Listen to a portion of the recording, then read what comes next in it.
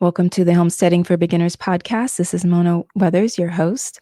I'm so glad you're here listening. As you can maybe tell from my voice, that I am sick. I wasn't able to get another episode recorded before I got sick. I had two episodes that I got ahead on during my break in December. Remember, I took a break in December.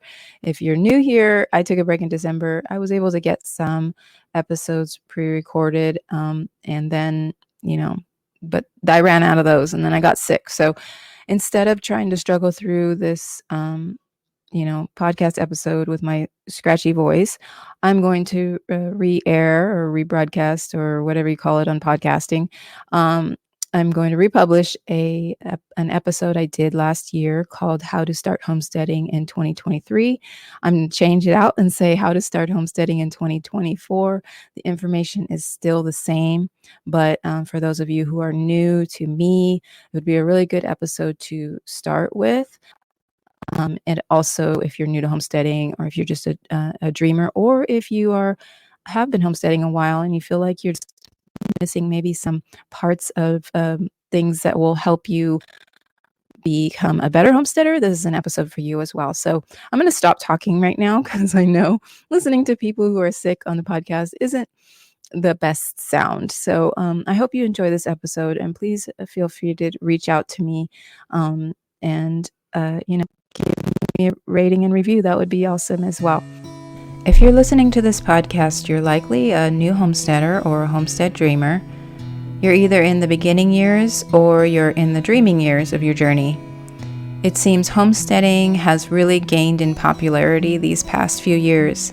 Sipping tea while sitting on your front porch overlooking the acres of land. Spending your days watching your chickens and your goats and your kids enjoying the land you own and feeling very satisfied with all of the self-sufficiency skills you are learning in the process. Having skills that make you feel less dependent on the grocery store because you know how to grow and raise your own food.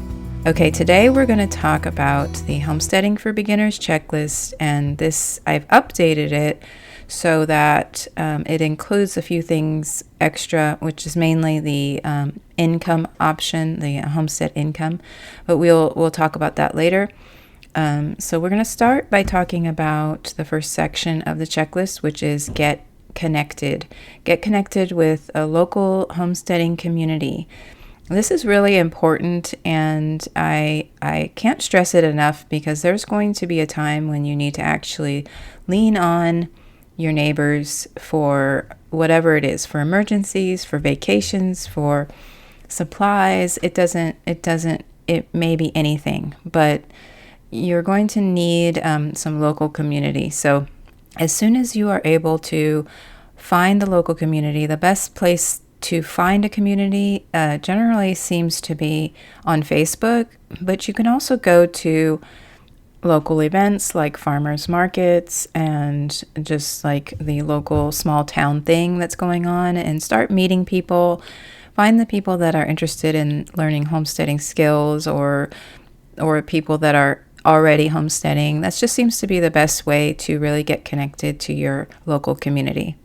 And then there's online community, which is also really important in my opinion, because you can get different perspectives. You can find out what's going on around the world if you are connected with people online.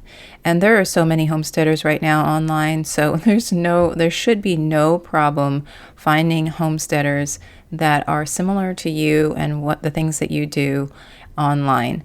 You just have to search different apps like Instagram, Facebook.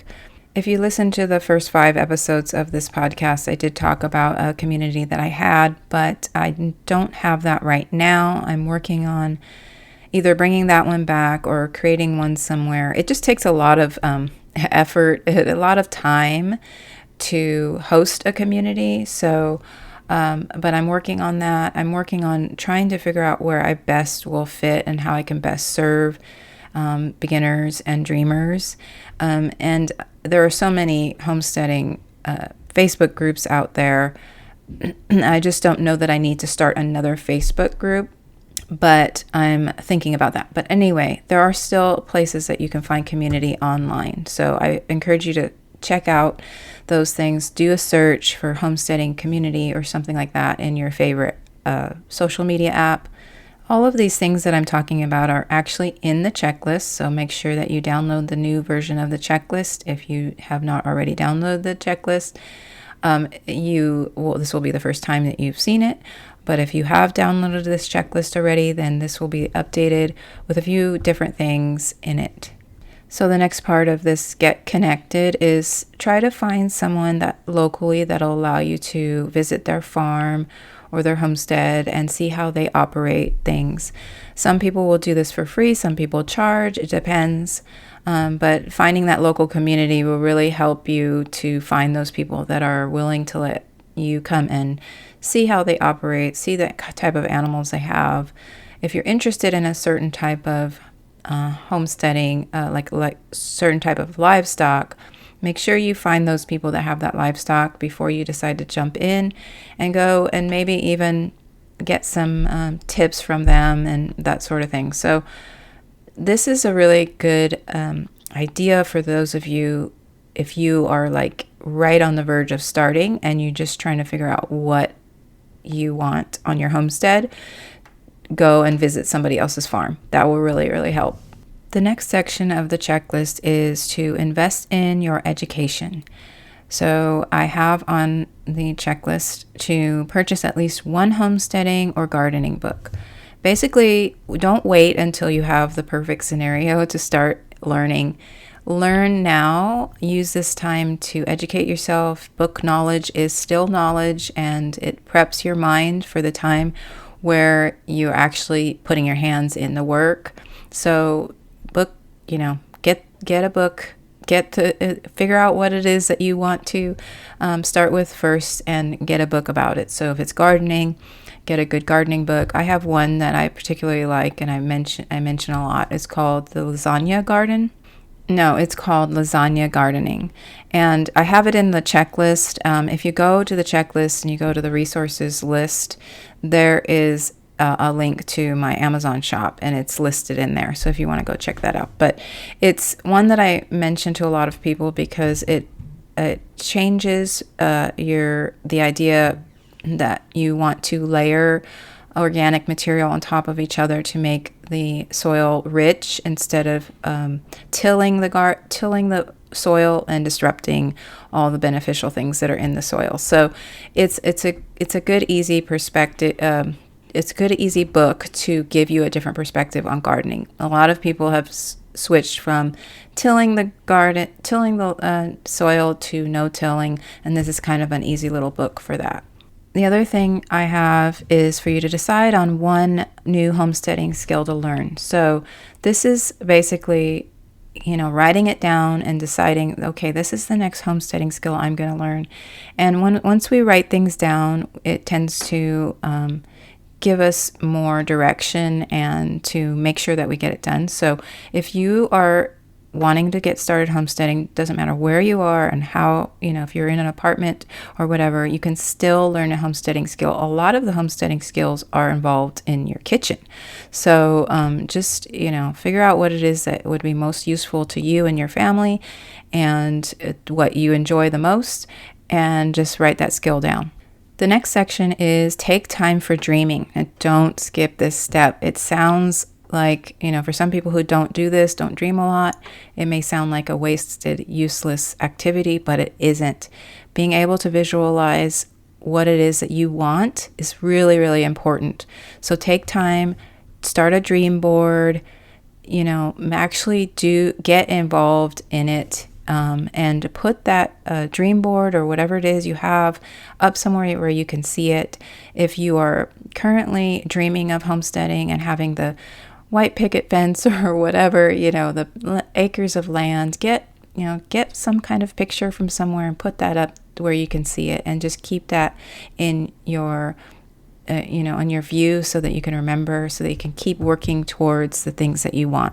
Next is save for your goals. This is really important, and I wish we had done this more we never really were very good at saving up for something and then doing the thing. We always just like got the animal and then tried to figure out how to make it work.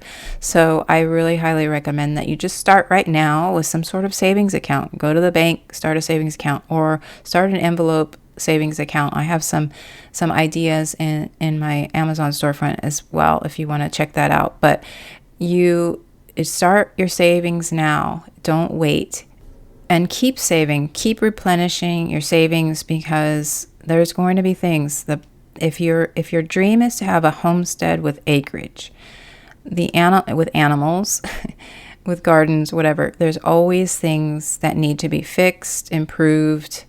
Animals get sick. There's always expenses. So keep replenishing your savings account.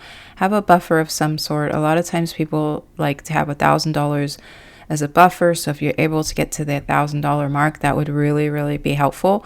Vet bills can sometimes, wipe out half of that really quickly, depending on what kind of animals you have. But just have the savings so that in case there's an emergency or something just needs to be repaired, you are able to draw from your savings and it won't be such a hardship. Okay, and this is the new part of the checklist that I've added, which is create an income plan with the 3 income streams in mind. So there's the on-homestead income ideas on the list, and off-homestead income and online income. So, go through there, write out some ideas that you have, write out some ideas of where you might set yourself up to where you have income right off. You could start now having an income, especially if you're desiring to be on a homestead with property and you're actually not near that. You could build your online income, and your online income will likely be your strongest. So the earlier you get that started, the better. I've talked about this multiple times, so we'll get more into that in future episodes. But just remember to have this idea that the 3 income streams is what keeps you prepared in case of anything that might go wrong. Because we're not guaranteed that there will be online, the internet available. We're not guaranteed that we'll have local things that we can go to. We're not guaranteed anything. So having the 3 different types of income streams will set you up much better and stronger, and you'll be able to develop community where people trust you. When people say things like, I miss your professionalism. That's what I got recently from an off homestead income stream. I just recently left the farm job that I have, and I got a text from her saying, I miss your professionalism, I miss you. So that if I ever needed another income stream and she was hiring, that I would get that job back again easily. You know what I'm saying? So just remember that there's so many levels to this idea of the 3 income streams that can benefit you and create a sustainable homestead lifestyle, because you don't want to just assume you're going to be broke. You don't want to just assume that you'll never have money. You want to prepare and plan that you can go on vacations and things like that. So I can't stress this one enough, because this is where I see a lot of people missing the mark on. They don't have an income plan. So we'll go more into that. Like I said before, we'll go more into that in future episodes.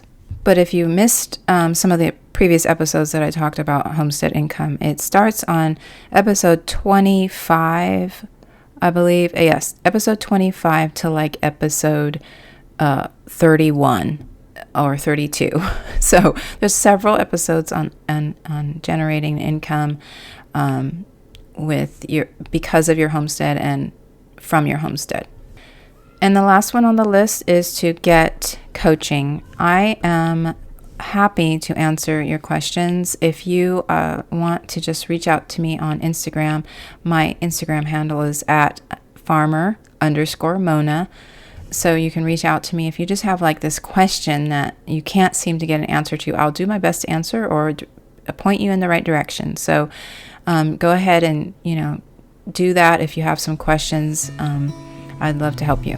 that is all I have for today. That is the Homesteading for Beginners checklist, pretty much just like an overview of it. If you'd like it, you know where it is, and I will see you here next week.